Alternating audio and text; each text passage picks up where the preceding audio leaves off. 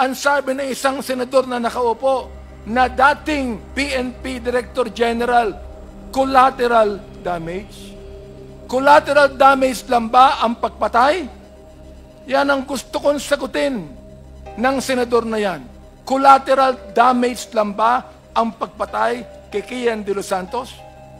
Collateral damage lang ba ang pagpatay sa isang 3 taong gulang sa Cebu? Collateral damage lang ba ang pagpatay sa isang 9 na taong gulang na bata doon sa Caloocan? Collateral damage? Ang pagpatay sa isang pinagtanungan lang kung nasaan si Pilo, hindi sa sinabi niya, hindi ko alam, pinatay yung pinagtanungan. Samantalang si Pilo ay buhay pa at naglalako ng drugs.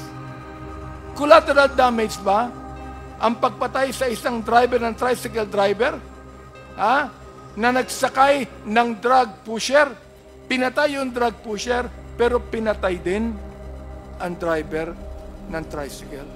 Yung pa ay collateral damage. Pagamahal pa sa bayan ito.